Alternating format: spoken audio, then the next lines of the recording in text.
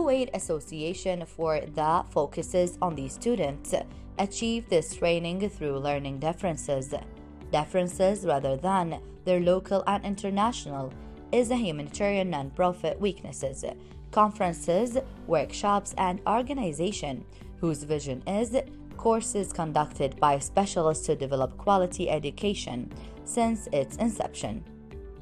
With association had followed well also honors teachers with government and private study plans by working KALD award for distinguished institutions international on a 3-axis awareness.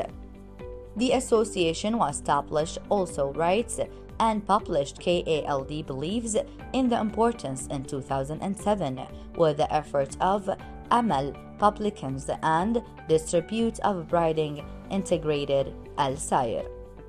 Therefore, it provide academic charity foundation KIPCO psychological and social services its board of trust constant in addition called works on directly the student through volunteers, some of whom educating the student partner courses, workshop, and private specializes in learning difficulties through a novel form and lessons given after school hours, and some are parents and training workshop. It aims to by a professional team educator interested in this field.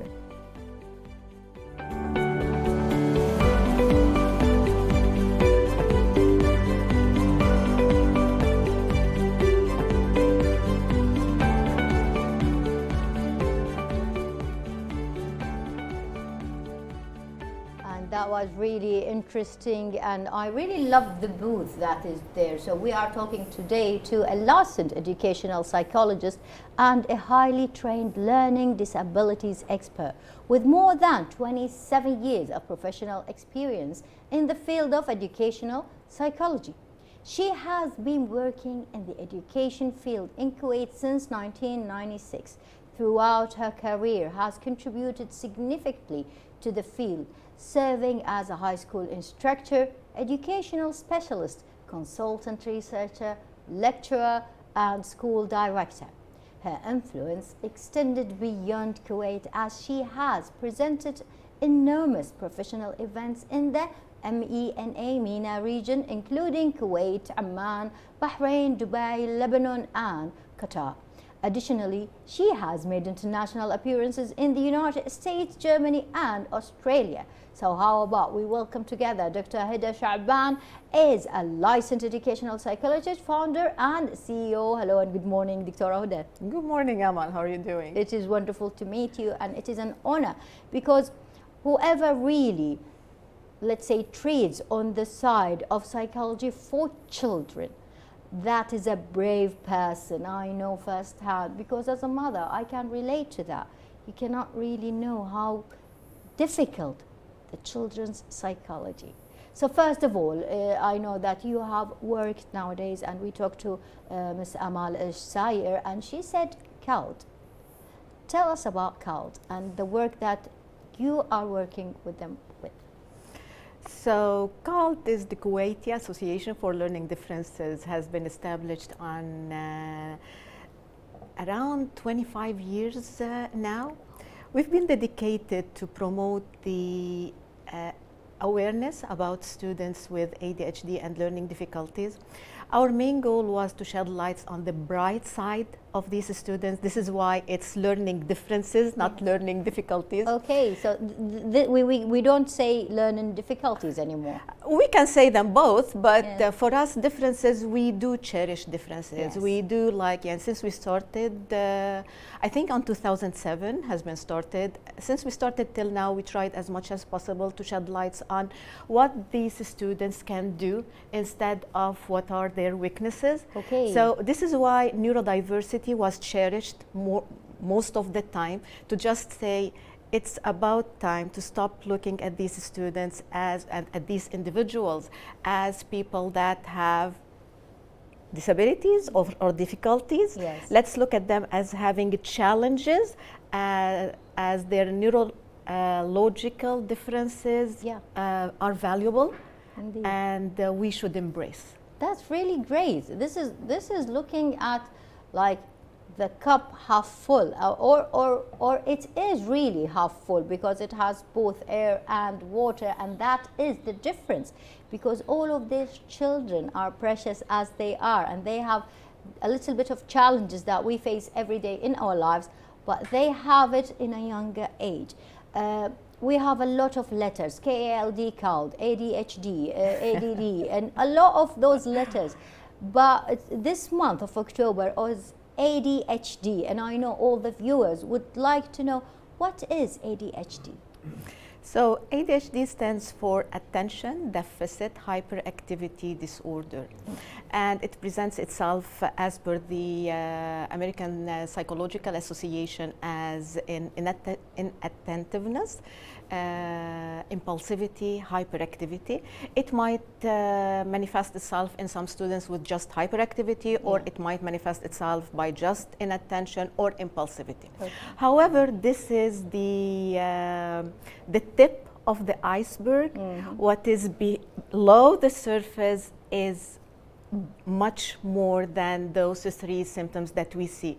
So this is why, since we started working with ADHD, teachers and specialists started to work with it as a behavioral problem, and they tried to change these individuals or these students' behavior, and this is not the case. Okay. So after years of working and researching on ADHD, we discovered that there are more than just inattentiveness, forgetfulness, and the hyperactivity. There are executive function skills that these students need to learn to act normally. Okay. So it's just about skills, it's just about the challenges that if we know how to deal with it, we're able to change their future to a brighter one. Well, this is really great, because I can relate to that. I have one of my friends that had one with the hyperactivity, and she went somewhere and they gave her, she went to a clinic and they gave her pills, and he was really all the time quiet and sitting all, and that was not him. I told the mother, this is not him. Let him be himself. Let him exercise what he has. I think there is something else that we can do. And as a therapeutic ADHD, you know about that.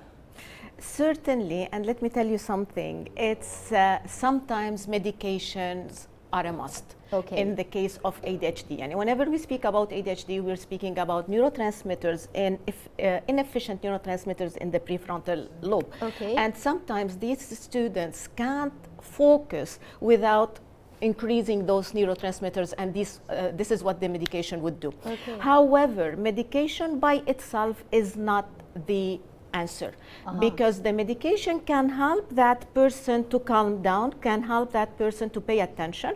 However, it can't help that person to just learn the skills just by sitting there and watching. Yes. So we take medication to pay attention more, to be able to learn the strategies that would help us more.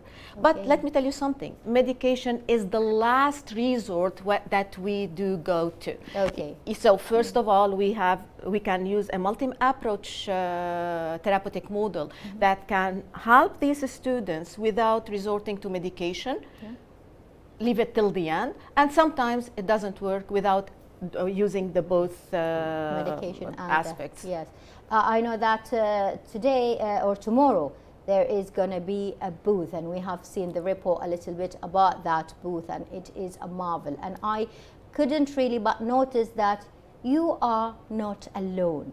Yeah.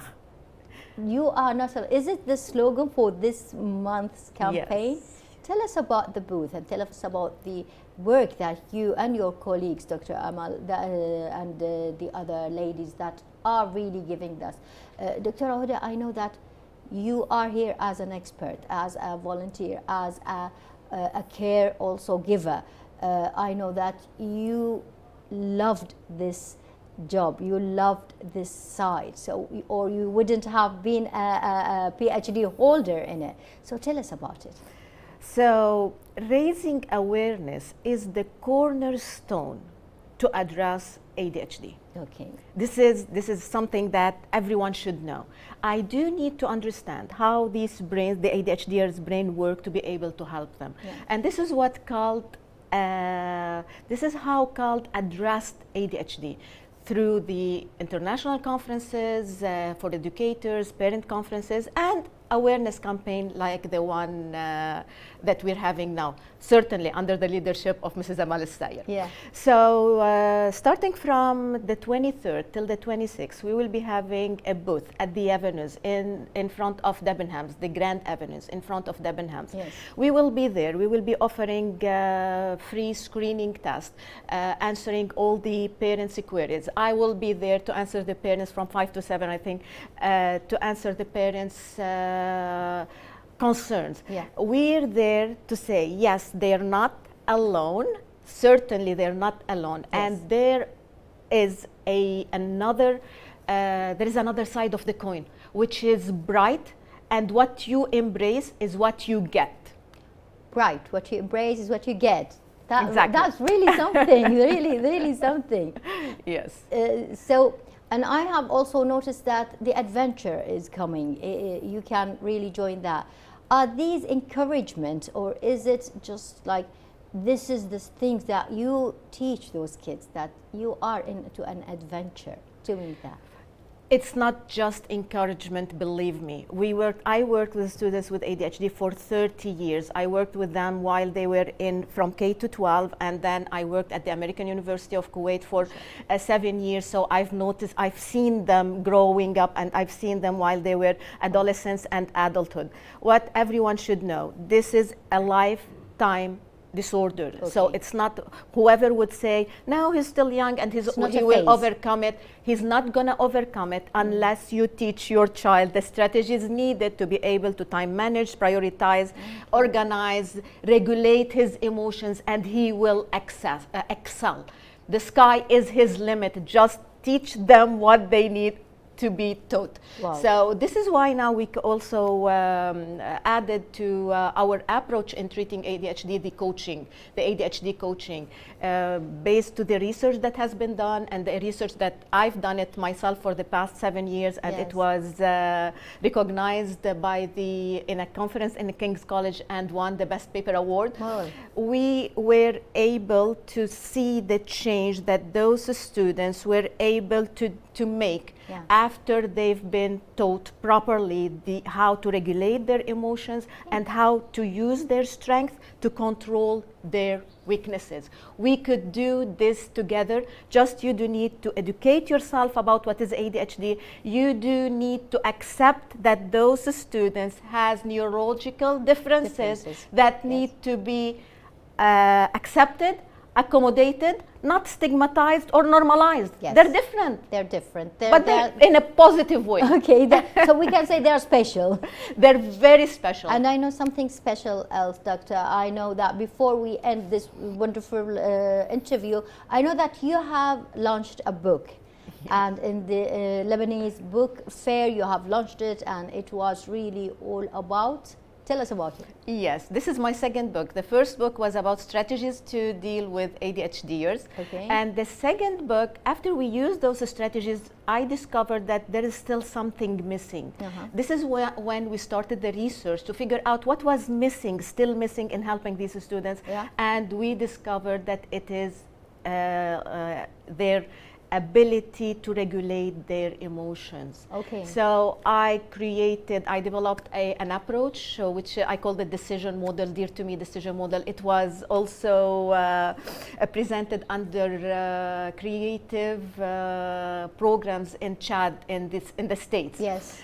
And the second book had the research and had step by step how a specialist or parents or teachers can deal with and teach strategies to ADHDers. Can we say the book's name? The Integrative Therapeutic Approach for ADHDers. Wow, this is the second book. It's the second book, and both books were sponsored by Kuwait Association for Learning Differences, and now we're working at translating them to the English language. That was something. We are proud of you, Doctor, and we are really happy that you are here with us to tell us or give us a little bit of a light or a spot on that really, I don't want to say a problem, but it is something the parents should really recognize. They should learn about it with their children. Thank you very much, Doctor. Thank you a lot. Let's call it challenges that can be faced. Challenges that can be faced. So thanks to Dr. Huda Shaaban, and she is the licensed educational psychologist, founder and CEO. And tomorrow they have a booth from the 23rd to 25, 5 to 7 in the avenues. You can go to Dr. Huda and tell her all about